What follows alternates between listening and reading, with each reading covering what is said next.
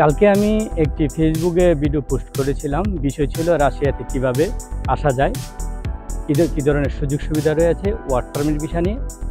এই video post করার পর বাংলাদেশ এবং বাংলাদেশের বাইরে থেকে বিভিন্ন জায়গা থেকে আমার কাছে অনেকে মেসেজ করেছেন, অনেক বিষয় জানতে চেয়েছেন রাশিয়া ঠান্ডা কীরকম, ঠান্ডার মধ্যে কাজ করতে সমস্যা হয় কিনা, জানতে চেয়েছেন ওয়ার্ক পারমিট ভিসা গিয়ে বাহিরে কাজ করা যায় কিনা, পার্ট টাইম জব করা যায় কিনা, এসব বিষয় নিয়ে। রাশিয়াতে প্রায় 9 মাসই ঠান্ডা থাকে। এর মধ্যে মাইনাস থেকে আপনার 10 থেকে 15, 20, 25 পর্যন্ত মস্কোর ভিতরে থাকে, আর মস্কোর বাহিরে মাইনাস থেকে তার চাইতেও বেশি 30, 35 এরকম থাকে। সেক্ষেত্রে যারা কনস্ট্রাকশনের কাজ করে, পাইপ ফিটারের কাজ করে, ইলেকট্রিকের কাজ করে, কার্পেন্টারের কাজ করে, তারা কিন্তু বাহিরে করতে হয়। সেক্ষেত্রে ঠান্ডা, প্রচুর পরিমাণে ঠান্ডা কাজ করতে হয়। কাজের থেকে ঠান্ডাটা আপনাদেরকে বেশি কষ্ট দিবে। ঠান্ডাতে কাজ করা খুবই কষ্ট রাশিয়াতে। যারা আসবেন বুঝে শোনা আসবেন, কাজের থেকে কিন্তু ঠান্ডাটা আপনাদেরকে বেশি কষ্ট। যতই আপনি গরমের কাপড় পরেন না কেন, তারপরে আপনাকে বাংলাদেশিদের জন্য ঠান্ডার মধ্যে কাজ করা অনেক কষ্টজনক।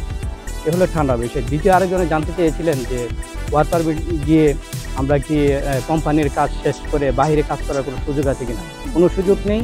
আপনি কোম্পানিতে আসছেন, আপনার যে কোম্পানিতে রুল যদি 8 ঘন্টা থাকে, তারপরে যদি আবার 2 ঘন্টা আপনাকে ওভারটাইম করতে হয়, সেক্ষেত্রে 8, 2, 10 ঘন্টা, 10 ঘন্টা করার পর বাসা আসার পর বাইরে কাজ করার সুযোগ নেই। আর আপনি কাজ পাইবেনও না বাইরে। আপনি যে কোম্পানির লোক, এই কোম্পানির লোক আরেক কোম্পানিতে নিবে না, বা অন্য কোনো কাজে আপনাকে নিবে না। সেক্ষেত্রে আপনার কোম্পানিতে যে বেতন পাইবেন, যে ওভারটাইমটুকু পাইবেন, যদি কোম্পানি ওভারটাইম থাকে, তাহলে ওভারটাইমটুকুই আপনারা করতে পারবেন। আর বাইরে আপনারা যাইতে পারবেন না। কারণ হলো রাশিয়াতে এই নিয়ম নাই এক কোম্পানির লোক আরেক কোম্পানিতে কাজ করা। তার জন্য আপনারা যে বেতন পাইবেন বা ওভারটাইম পাইবেন, এর ভিতরেই আপনাদেরকে থাকতে হবে। আরেকজন আমার কাছ থেকে জানতে চেয়েছিলেন যে বাংলাদেশ থেকে যেসব লোক কর্মী রাশিয়াতে আসছেন, তাদের কী অবস্থা, তারা কী অবস্থা আছেন, কোম্পানিতে ঠিকভাবে দিচ্ছে কিনা, কাজ ঠিকভাবে করতে পারছে কিনা।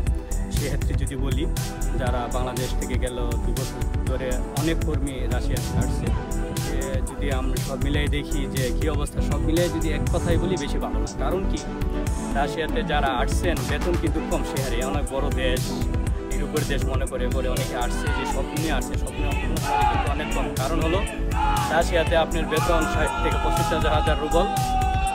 এর মধ্যে আপনাকে যদি কোম্পানি খানা না দেয়, আপনি নিজে খান, সেক্ষেত্রে কিন্তু আপনার আরও চলে যাবে 10 থেকে 12,000 রুবল। কাটা ছিল গিয়ে আপনার, সেক্ষেত্রে আপনি টিকবে কত, খাওয়া দাওয়া গিয়ে 50 থেকে 60,000 টাকা বাংলা টিকবে, এর বেশি কিন্তু আপনার টিকবে না। তো সেক্ষেত্রে যারা এই দেশটিতে আছেন, আবার এমন কোম্পানি আছেন যারা আপনার ঠিকভাবে বেতন দিচ্ছেন না। 4 মাস দিচ্ছে, 5 মাস, 2 মাসের বেতন দিচ্ছে, 1 মাসের বেতন দিচ্ছে, 4 মাসের বেতন আটকে রাখছে। এমনও ঘটনা হইতেছে রাশিয়াতে। আবার কিছু কোম্পানি বেতন, খাবার দাবার সব কিছুই ঠিকঠাক আছে, চলতেছে। কোন কোম্পানি ভালো খারাপ বোঝাটা খুবই কঠিন। তবে যারা আসবেন, জেনে শুনে বুঝে আসবেন। যে এজেন্সির মাধ্যমে আপনি আসেন না কেন, সে এজেন্সির কাছ থেকে আপনি জেনে আসবেন যে আপনি যে যাচ্ছেন, যে কোম্পানিতে খাবার দাবার কার, থাকার খরচ কার, ঠিক আছে, আপনার বেতন কত, সব কিছু বাদ দিয়ে আপনার কত টাকা টিকবে। আপনার যে এগ্রিমেন্ট থাকবে কোম্পানির, এগ্রিমেন্টটা ভালো করে চেক করে আসবেন। এগ্রিমেন্টে কী দেওয়া আছে, কোম্পানি খাওয়া দিবে কিনা, খাবার দিবে কিনা, কোম্পানি আপনাকে কত টাকা বেতন দিচ্ছে, থাকা যে জায়গায় থাকবেন, এই থাকার জায়গার যে টাকাটা, এই টাকাটা কে দিবে, কোম্পানি দেবে না আপনি বহন করবেন। এই বিষয়গুলো জানতে হবে। আপনি জেনে তারপর আপনাকে রাশিয়াতে আসতে হবে। একজন আমার কাছ থেকে জানতে চেয়েছিলেন যে বাংলাদেশে তো বেশিরভাগ এজেন্সিগুলা দালালি করে, বাটপারি করে, তাদের কথার সাথে কোনো মিল নেই। তাহলে আমরা কোন এজেন্সির মাধ্যমে নির্ভর করব? আসলে এটা বলাটা কঠিন। আমি আপনাকে সরাসরি বলতে পারবো না আপনি এই এজেন্সির মাধ্যমে আসেন, কারণ এজেন্সির মাধ্যমে এরা অনেক বাটপারি করে। আমি আপনাকে নিজেরটা নিজে যাচাই করে আসতে হবে। তবে রাশিয়ার জন্য সবচেয়ে পারফেক্ট হলো বয়েসেলে আসলে আপনাদের প্রতারণা শিকার হওয়ার সম্ভাবনা নেই। তারা সরকারিভাবে পাঠায় ট্রেনিং দিয়ে। সেক্ষেত্রে বয়েসেলের মাধ্যমে আমি সাজেস্ট করবো। এছাড়া অন্য যে এজেন্সিগুলো আছে, এরা কিন্তু রাশিয়াতে পাঠাচ্ছে, কিন্তু তাদের কথা কাজের মিল কিন্তু 100-তে 100 পাইবেন না। সেক্ষেত্রে আপনি যখন রাশিয়াতে আসবেন, আপনি ওই এজেন্সির সাথে সুন্দরভাবে কথা বলে নেবেন।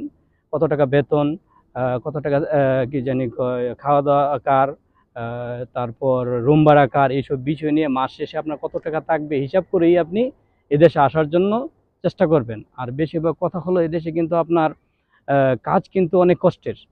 এটাও চিন্তা করতে হবে। আপনার বেতন অনুযায়ী কিন্তু দেশে কাজ অনেক কষ্টের। তো আপনি যখন দেশে আসবেন, সেক্ষেত্রে চিন্তা ভাবনা করে আসবেন। একটা বেতন 60,000 70,000 বেতনের জন্য ঠান্ডার দেশে আসে, ঠান্ডাও কষ্ট পাইবেন, আবার আপনার কাজও বেশি, বেতনও কম, সব কিছু মিলিয়ে কিন্তু রাশিয়া তেমন ভালো না। তো সেই ক্ষেত্রে আপনি যদি কোনো দেশে নাই যেতে পারেন তাহলে আপনি রাশিয়া আসতে পারেন, কিন্তু কাজ জানা না থাকলে কিন্তু রাশিয়া এসে আপনার জন্য বেকার, আপনার কাজ জানা থাকতে হবে।